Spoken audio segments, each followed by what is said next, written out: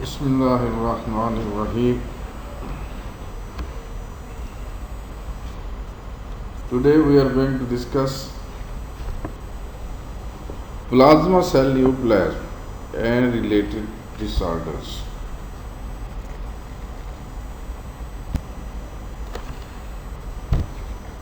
These are very important neoplastic diseases. You will see many patients in your clinical practice. Plasma cell neoplasm. These B cell proliferations contain neoplastic plasma cells that virtually always secrete monoclonal immunoglobulin or immunoglobulin fragment.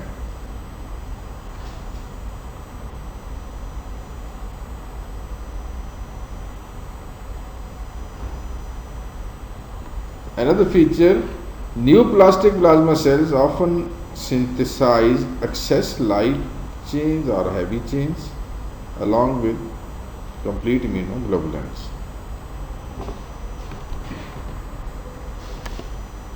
These free light chains are small enough to be excreted in the urine, where they are called Benz-Jones proteins. You must be remembering that these B cells, these are producing the immunoglobulins. Now in these patients there is monoclonal proliferation of these B cells, so they are producing identical immunoglobulins,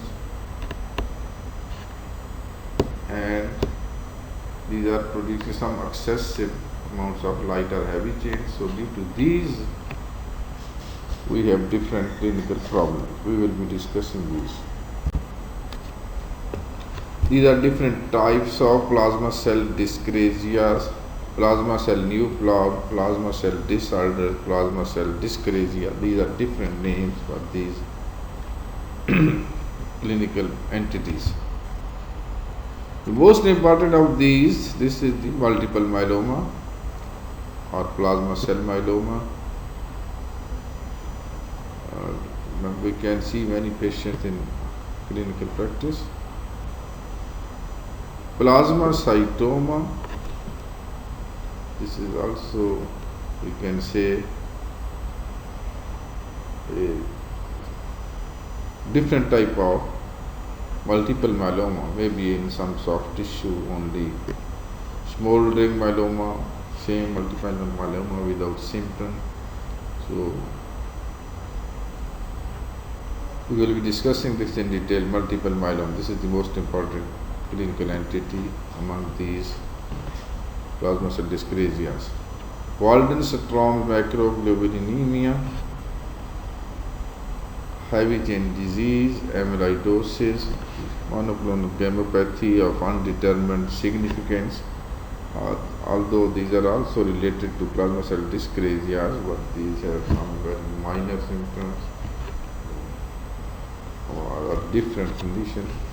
We will be discussing mainly most important neoplasm, that is multiple myeloma.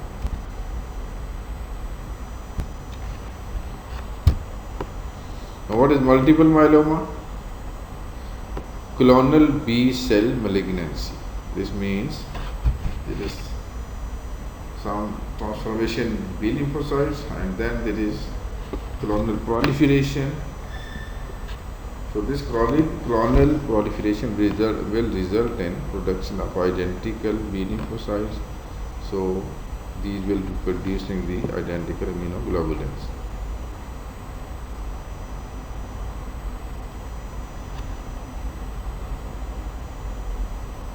There is proliferation of plasma cells, uncontrolled proliferation of plasma cells. Normally, if we aspirate the marrow and we prepare a bone marrow smear and we do this differential count, like DLC for peripheral blood, we do this differential lymphocyte count, we can recognize different precursors, different cells. This is myelogram. This is known as myelogram. So normally plasma cells are less than 1% of the nucleated cells in the bone marrow. No, in these cases there is malignant proliferation of the plasma cell, uncontrolled proliferation, and the number of plasma cells is very high.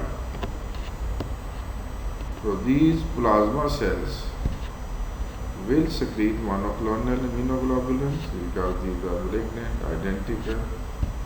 So they are producing the same type of immunoglobulin. This may be a complete immunoglobulin or may be a fragment of the immunoglobulin. So this identical immunoglobulin, this is known as M protein, myeloma related protein. You can see this in the serum. This is an important diagnostic test we will be discussing maybe today or in next lecture. Now this is a multi-system disease, principally involves the bone marrow and usually is associated with lytic lesions throughout the skeletal system.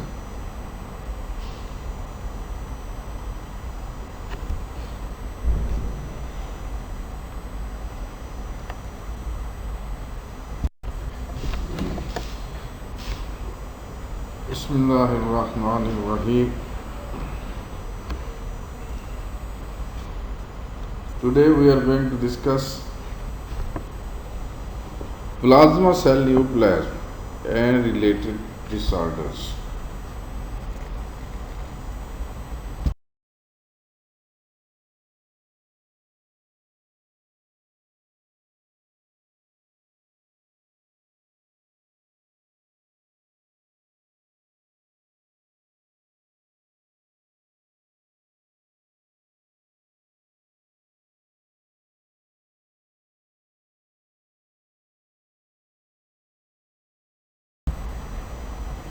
Pathophysiology, tubules. These proteinaceous cast may be due to complete immunoglobulin or a fraction of an immunoglobulin, or this may be due to Spence-Jones protein. These are some extra light chains which are produced in these patients. These are smaller in size, so these are filtrated. Jones protein, they will pass in the urine. They are also deposited in the interstitium and in the tubules. So they can damage these.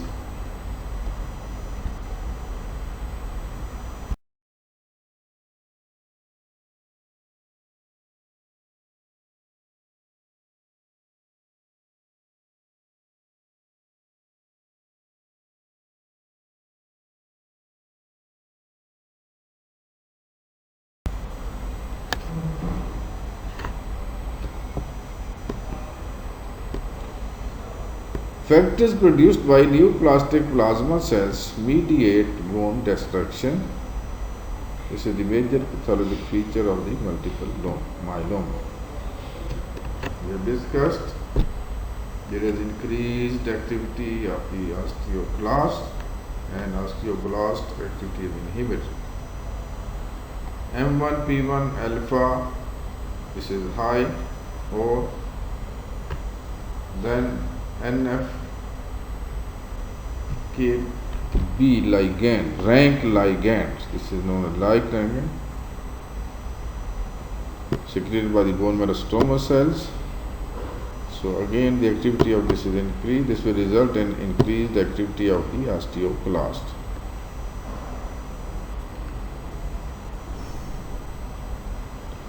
There is also release of some other material, modulators of the Wnt pathway.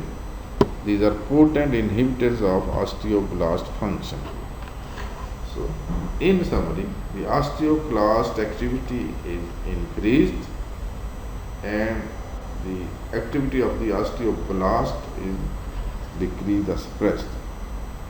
So, net result will be hypercalcemia.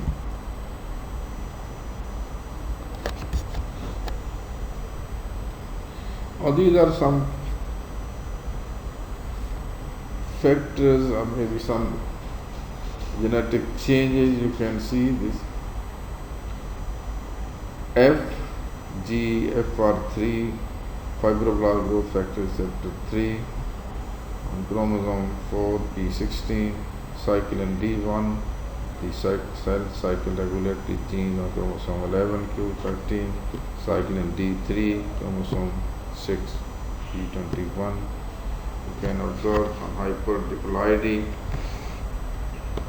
more number of chromosomes, and you can see some translocation between 11 to 14.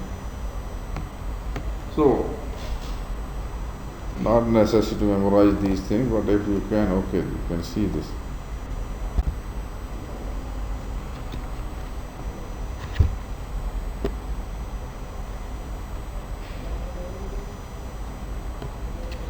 So, what are the major changes in pathophysiology? The main function of osteoblast, this is bone formation. The main function of osteoclast, this is bone destruction. So we have discussed what is the net effect after this malignant proliferation. The osteoclast activity is activated, increased, and osteoblast activity is suppressed.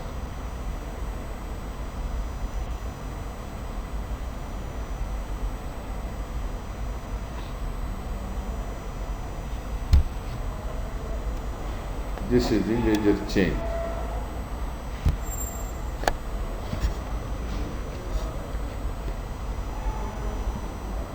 Now this is a very good diagram from sensory hematology to simplify this pathophysiology, the pathogenesis of the clinical features of myeloma. You can memorize this diagram, but this will be very easy to memorize the pathophysiology of multiple myeloma. Now you can see these are myeloma cells or plasma cells. What they will be doing, on right side you can see this arrow. There is bone marrow infiltration. Normally they are present in the bone marrow. Now this is neoplastic proliferation. What is their effect? One effect is bone destruction. The osteoclast activity is increased. This will result in hypercalcemia that can lead to renal failure.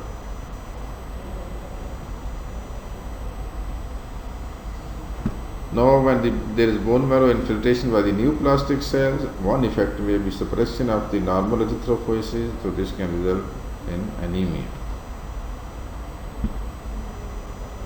Now you can see this. The normal functioning of the B cells, normal B cells, the production of normal immunoglobulins by normal B cells, this is suppressed, this is decreased. So, due to bone marrow infiltration by the neoplastic cells, there may be decreased myelopoiesis also, so this will result in neutropenia. So, both these conditions, neutropenia plus decreased production of normal immunoglobulins, this will result in repeated infections. Most common site problem with the kidneys, pyelonephritis, so renal failure.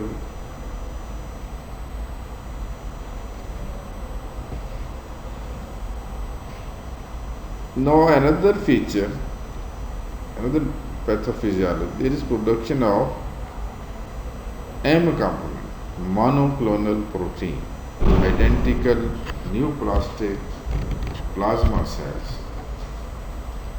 These are producing identical immunoglobulins. So this will result in increase in the content of this immunoglobulin. This is known as M component, identical immunoglobulins. So this will increase in the plasma. Usually these are IgM in type. This will result in hyperviscosity. Many symptoms related to hyperviscosity syndrome we can see in these patients. This can result in neuropathy. There may be coagulation defects.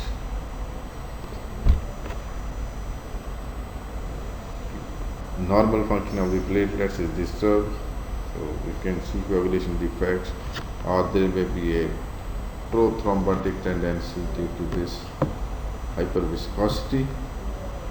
Now there is also production of excessive free light chains.